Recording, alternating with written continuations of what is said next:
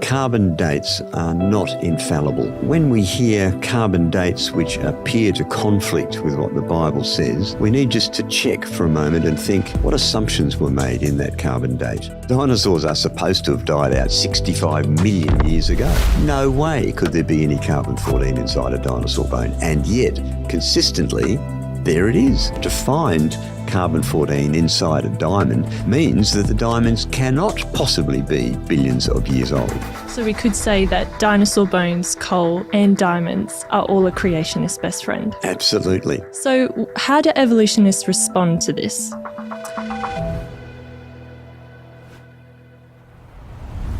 Could carbon dating actually support a young Earth? I'm speaking today with Dr. Mark Harwood from Creation Ministries International. You've worked in the aerospace industry for over 30 years and you have a PhD in electromagnetics. Mark, you believe carbon dating is a friend of creationists. Why do you say that? Well, I say that, Bronte, because it turns up in places where it shouldn't, at least that shouldn't be there in the evolutionary understanding of the history of the world. And the reason that's important is that carbon-14 can't stay around for very long, so it discredits that idea of millions and millions of years. It seems like a strong battle line is drawn here between evolutionists and creationists, particularly around the age of the Earth. That's true, and in fact, that's, I suppose, one of the most critical issues in this whole debate today. But to be able to explain how carbon dating is a friend of creationists, I'd like to do a few things, if I may. First of all, we need to understand how it works, and then to talk about some examples where it's actually failed to make a prediction in relatively recent history, and some attempts people have made to use carbon dating to discredit the Bible. So that's really interesting that people have used carbon dating to try and discredit the Bible. How have they tried to do that? Well, there are a number of cases. One that comes to mind quickly, and we'll discuss it in a bit more detail later.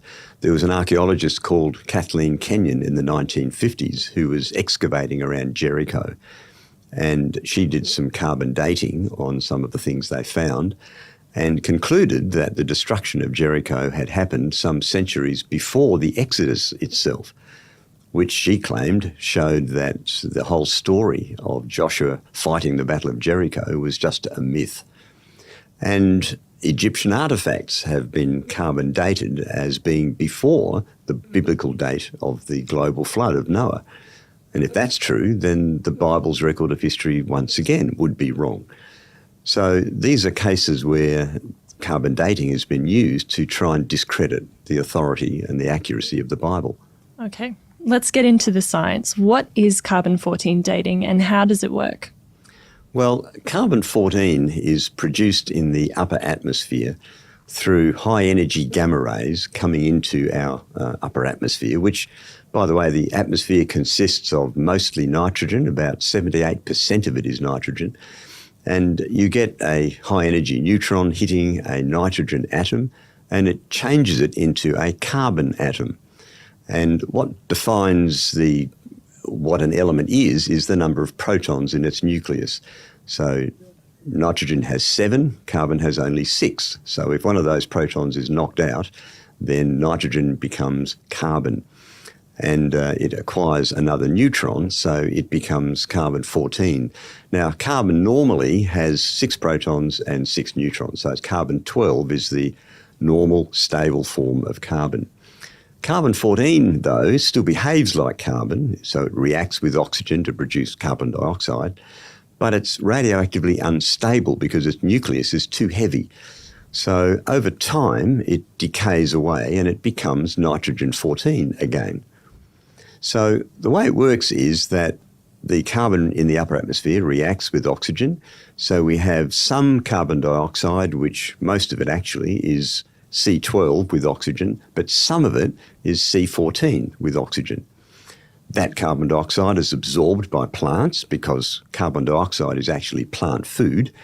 And so when animals eat the plants, they get some carbon-14 as well as carbon-12 into their bodies. Now, the carbon-14 is always decaying back to nitrogen, but it gets replaced as the animal eats and breathes. And then, of course, we eat plants or we eat animals which have eaten plants. So we end up with carbon-14 and carbon-12 in our bodies as well. So we have some carbon-14 in us. We do right now. Now, very little, though. I should say that today there's approximately one carbon-14 atom for about 1.25 trillion carbon-12 atoms. Now, a trillion is like 1,000 billion, right? So it's very, very tiny little fraction. Now, all that's well and good, but let's say now a living organism, an animal, a person dies. Now they, of course, are no longer breathing, they're no longer eating, so they're not replacing the carbon-14 in their bodies. So what was there at the time of death starts to decay away. So by very careful measurement, scientists can measure how much carbon-14 remains in the specimen, be it a fossil or a bone or whatever. And the principle is they can then calculate how long ago that organism died. So it only applies to living things, to plants, to animals, to people, and so on. So can carbon-14 be used to date things as millions of years old? Well, no, it can't. That's a common misunderstanding. You often hear people say, but the Earth is millions of years old because carbon dating proves it. Well, in fact, it can't do that. And the reason it can't is that carbon-14 decays back to nitrogen-14 quite rapidly, relatively speaking, to other radiometric dating methods. So, for instance, it takes about 5,730 years for half of the original amount of carbon-14 to decay to nitrogen-14. So after another 5,700 years, you would have a half of the original half. So you're now down to a quarter in, what would that be, 11,400 years. I should never do arithmetic on the fly, but you get the point. So every 5,700 years, you halve the amount of carbon-14. What that means is it will be undetectable after about maybe 60 to 80,000 years. In fact, one of my colleagues pointed out once, if you had a block of carbon-14 the size of planet Earth, it would all decay away in less than 1 million years. So then you think about that, as the size of planet Earth, and it would decay away to nothing in less than 1 million years. So there's no way carbon-14 can give results that are millions and millions of years long. It's only in the order of tens of thousands. So that's quite incredible. You're saying that carbon-14 can't actually date anything as millions of years because that's outside its scope. Absolutely, yeah. It's the process is too fast to be able to do that. So it only applies to living things and it only works for tens of thousands of years. So can we trust carbon-14 dates? How exactly are they calibrated? Before we continue, a quick heads up. Stick around until the end of the interview because we'll be offering an exclusive free ebook, the Creation Answers book, packed with biblical answers to over 60 important questions about creation, evolution, and the Bible. You won't want to miss it. Now back to the interview. Well, that's a very good question too. With any dating method, you have to know whether or not the results you're getting are actually right. So how do you test that? Well, what we need is a time in history which has a known date that we're very, very confident about. So there's a couple of problems here straight away. One is that human history only extends back about 4,000 years. So we don't have anything that we can unambiguously date that's further back than that. That's the first problem. So scientists look at different ways to overcome this. They look at things like tree rings, for instance. And by counting the rings on a tree, they believe that these occur annually, so you can count backwards in time. And there are various patterns that you find in those things that reflect different climactic kind of effects, whether they're very wet seasons or droughts or what have you. And you can match those reasonably well. And so they try and overlap them and go further and further and further and further back. Unfortunately, though, it's not quite as easy as that.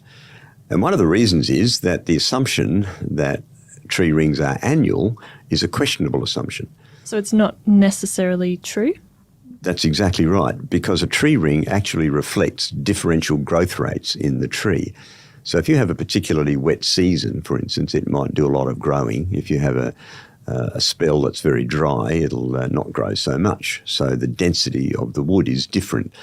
And so the tree ring is really a measure of growth rate. Now, a colleague of mine showed me some charts. He was a dendrochronologist. That's a person who looks at tree rings to provide dates and so on. And he had a record over some 7 or 8 years, which showed tree rings with an average of about 4 every year, simply reflecting different growth rates. So the assumption that they are annual is a questionable assumption to start with.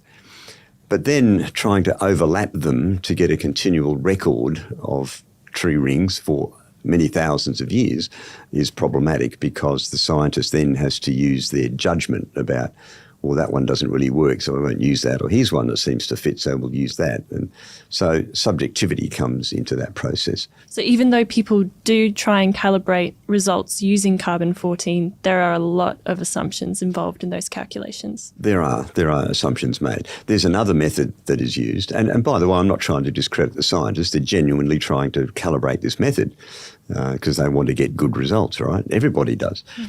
Another approach is to look at coral growth patterns. But there again, it's problematic because corals, a lobe of coral can grow over another one, and you get diebacks and all sorts of things. So once again, it's a challenge to try and do the correlations. And there are also marine effects which have to be taken into account. Coral experts, marine biologists, point out that in fact this is fraught with difficulty and assumptions again. And there's a third method which looks at layers of sediment in the bottom of lakes. One particular lake in Japan is very famous for this. And scientists have taken a core drill, in fact several, and they believe they can count up to 70,000 annual layers of sediment. Now, that's extraordinary. If you think about it, Japan is earthquake prone.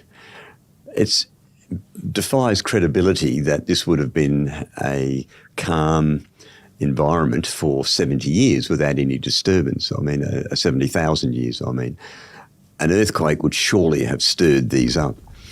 Also, once again, we have the assumption of annual deposition of these layers, and the layers don't extend across the whole of the lake. Now, there's one really interesting part about this, because 2 of these drill cores were compared, and there were separate volcanic eruptions that took place a certain number of years apart.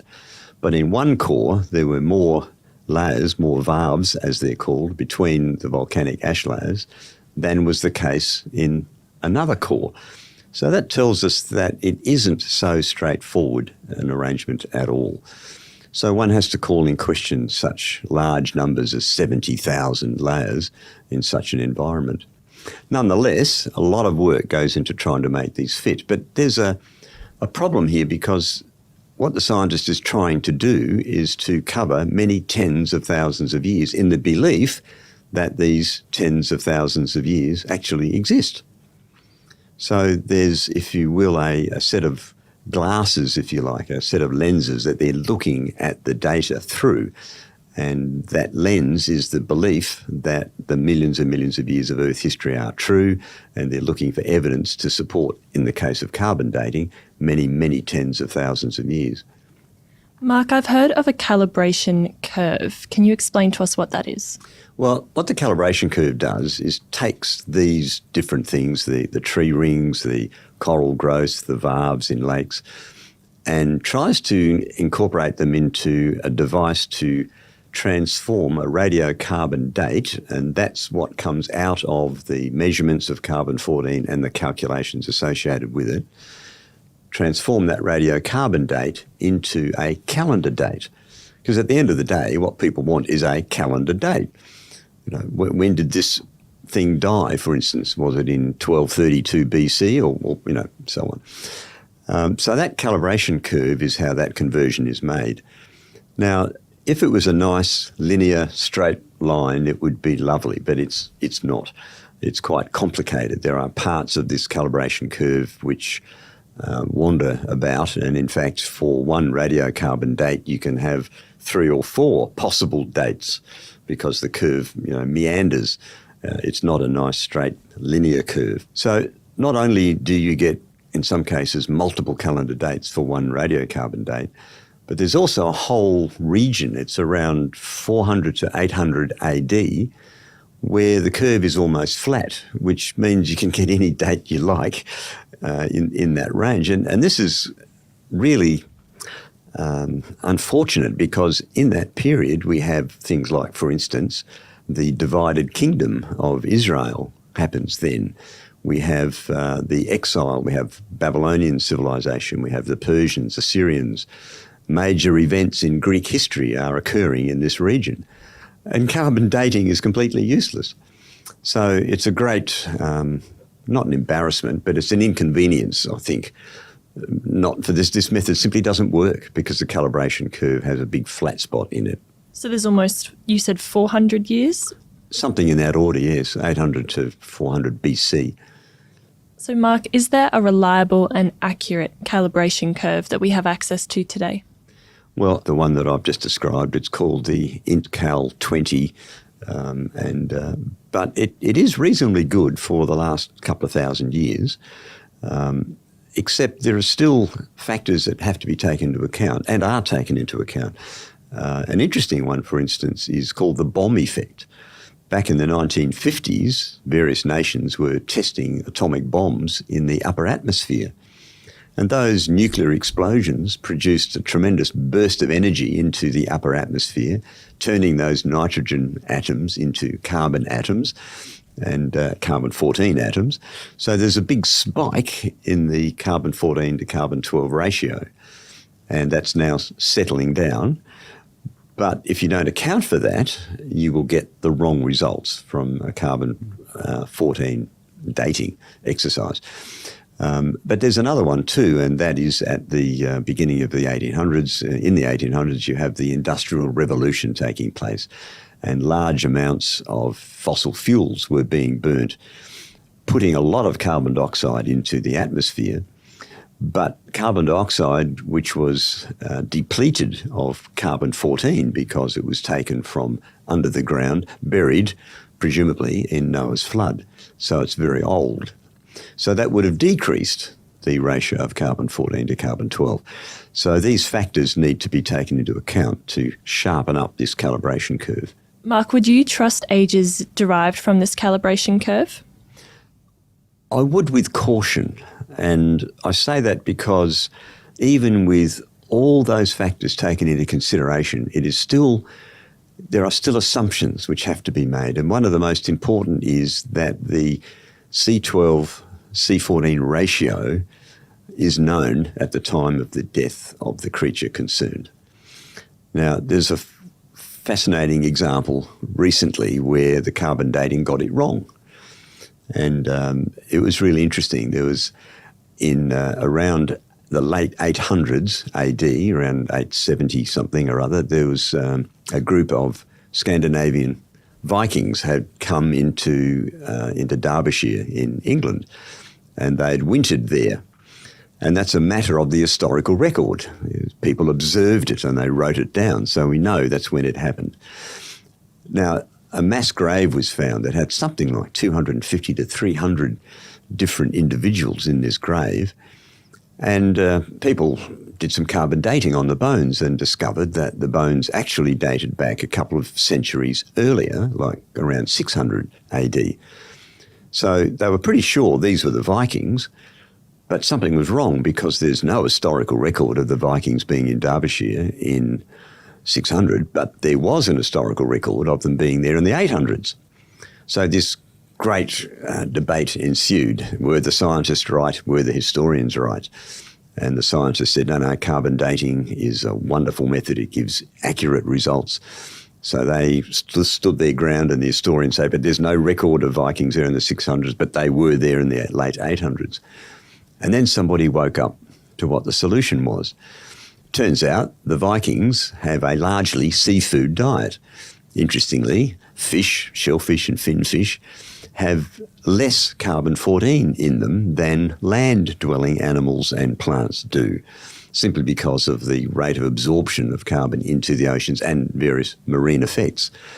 So the diet that these Vikings had was actually deficient, if you like, in carbon-14, which made their bones look a couple of hundred years older than they really were. So their diet affected the carbon-14 date reading. That's right. So we get a carbon-14 date a couple hundred years earlier than the historical date. But there's a very important lesson that emerges out of this, and that is that the authority always goes to the historical record, not to science. And if you think about it, science is about observing things in the present so we can understand how the universe works. But you cannot observe the past. So in a very real sense, dealing with historical events is actually outside of the competence of the scientist. He has to be able to do repeatable experiments, which are always done in the present. So when you're dealing with the past, the scientist has to make assumptions, like we know the C14 to C12 ratio when that particular specimen died. But maybe we don't, as in the case of the Vikings. So the historical record is always in authority over the scientific result of an experiment when we're dealing with the past. So Mark, you're saying that when we try and date using carbon-14, we're making a lot of assumptions before we can calculate the age. That's right. Even with all the efforts to try and limit those assumptions, they're still there and something can come up that we have not thought about. So history is always the reference point, the historical record. Now, I believe that in the Bible we have a written historical record of what God did right from the very beginning of creation, which is why the Bible's record of history is the authority, I believe, and we need to apply that to all of our scientific thinking when we're addressing things in the past. Now, earlier you mentioned that carbon-14 is the friend of creationists. Why did you say that?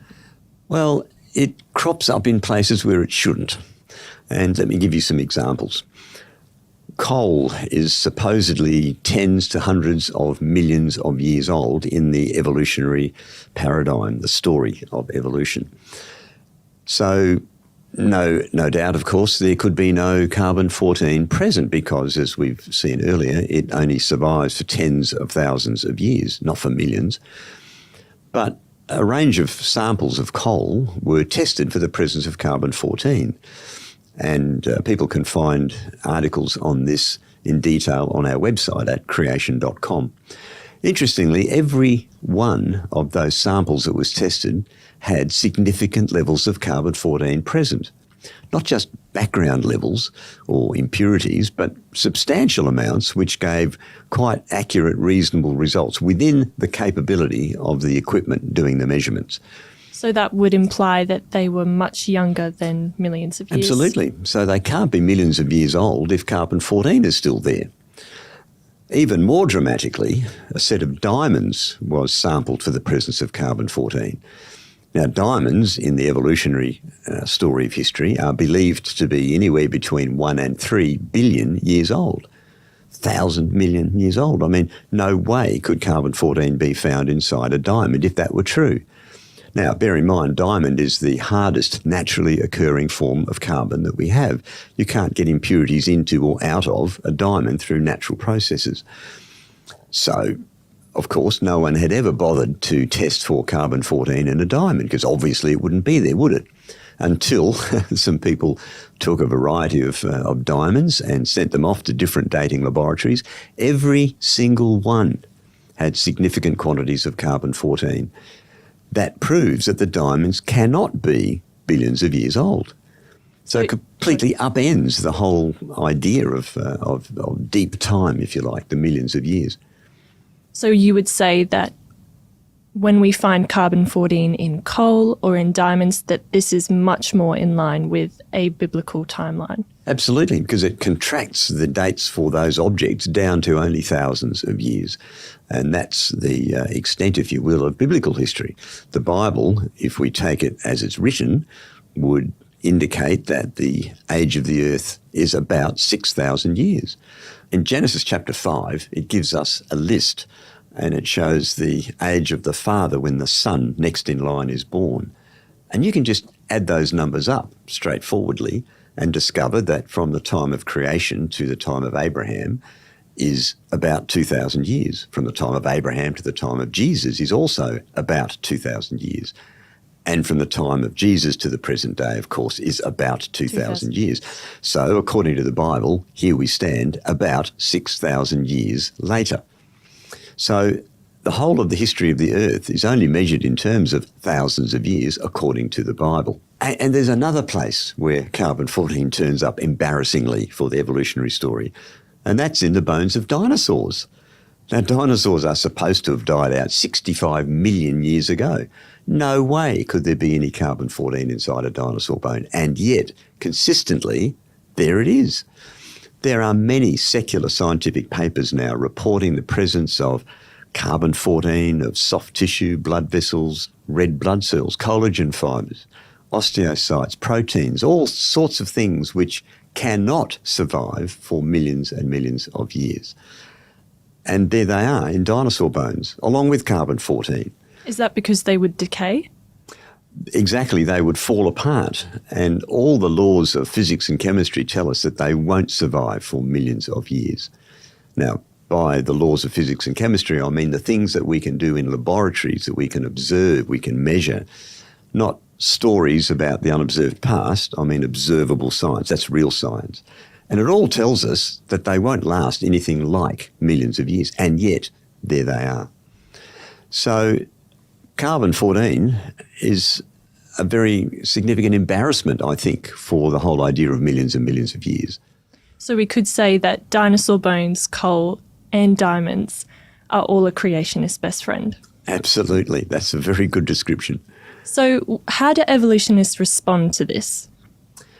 Well, of course, they find, first of all, they push back and say, no, there must have been impurities in the measurement, or something went wrong, or whatever. They look for some kind of reason to discount the young ages that are being produced. Those things actually are a little bit insulting to the laboratories that do these measurements, because these people are professionals and they do an excellent job. They don't allow impurities to be added and so on. They take extreme precautions to ensure that does not happen. And so when that fails, then they've come up with some ideas. Well, maybe there's some mechanism that we don't yet know about that preserves these soft tissues for millions of years. And someone suggested that maybe the presence of the element iron might do that. But every attempt to build a model for how iron would preserve these soft tissue actually doesn't pass examination. So they fail. But even if there was something like that, that doesn't answer the carbon-14 question, because that just decays away at a half-life of 5,730 years inexorably. So you can't prop that up by some kind of preservation mechanism. So the other method is to just dismiss it.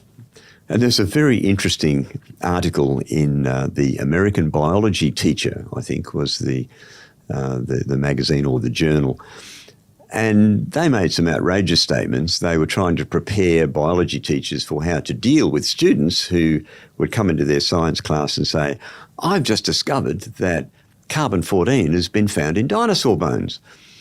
And what they said was along the lines of carbon-14 dating gives notoriously inaccurate results on bones and is an unreliable method. That's just a bald statement without any support, but it's an outrageous statement. If that was true, the whole of the archaeological community should be up in arms, because they make a lot of use of carbon-14 dating. And then it goes on and says Mesozoic, meaning dinosaur age bones, regularly give false radiocarbon dates. But that's no help to anybody. It doesn't explain why. And as I said, that just flies in the face of all the work that people have done prior. So we see that carbon-14 is actually giving much younger dates than what evolutionists are hoping for. But it also seems to be giving slightly longer dates than perhaps creationists are looking for. How do we reconcile that? Well, that's a very good question. And the sorts of dates we get are often 30 to 50,000 years old for the sample, for instance.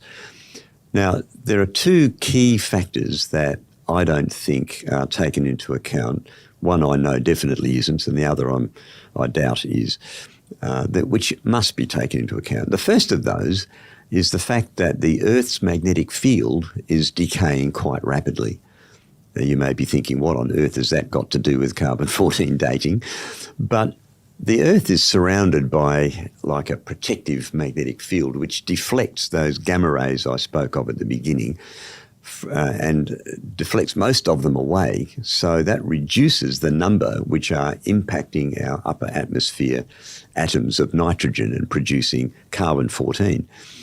Now, because the Earth's magnetic field is decaying, and it's doing so, by the way, at the rate of something like 4 or 5% per century, it's weakening in its intensity.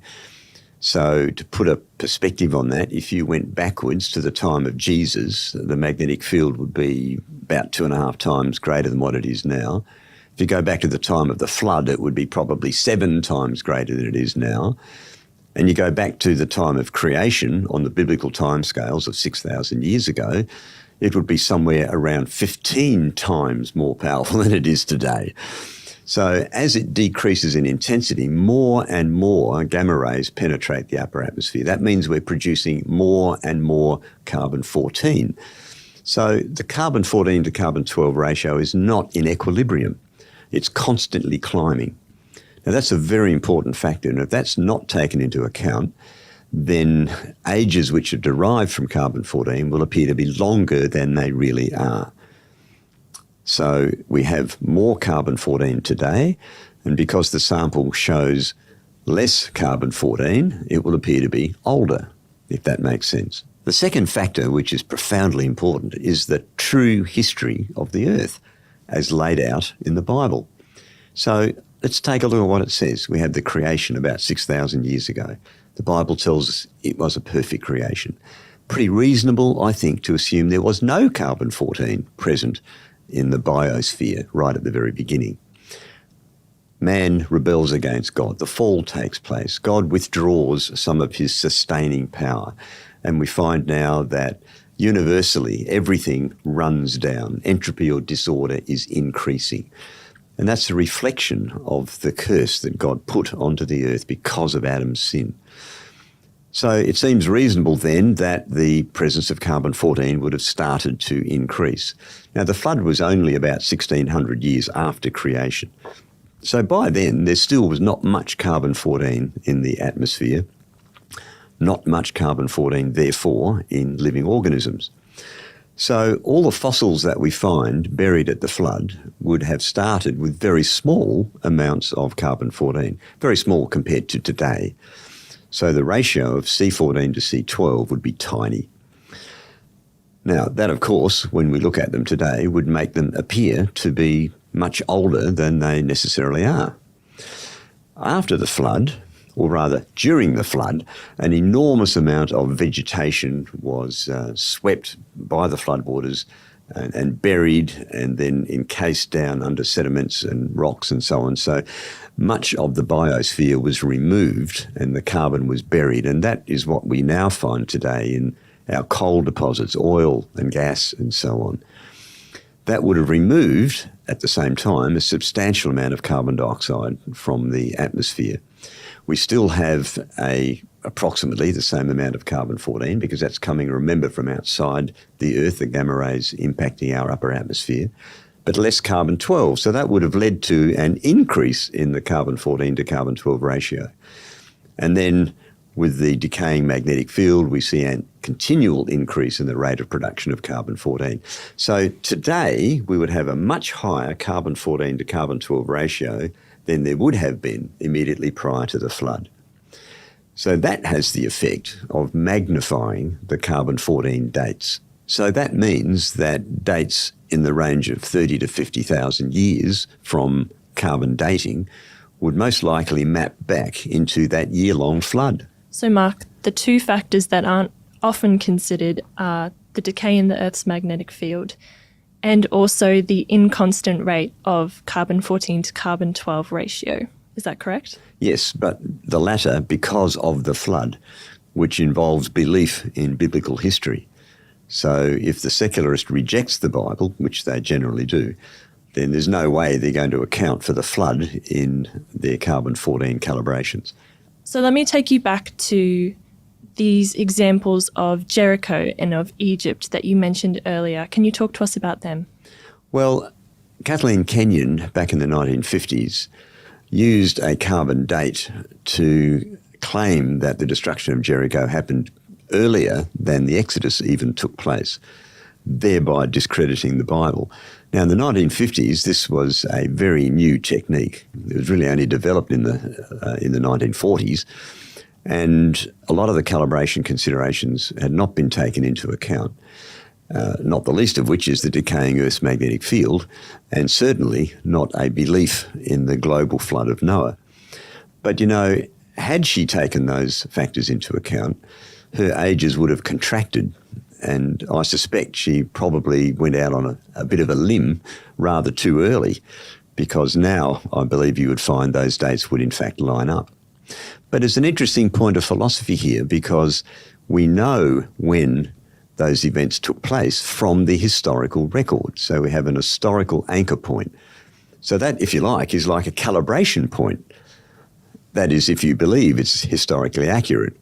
But what's happened is we've inverted it. We've elevated the scientific process, the carbon dating, to having authority over the Bible, rather than the other way up, if you follow what I mean. So when you start with the Bible as the authority, that historical account now gives us a data point with which we could calibrate the carbon dating method.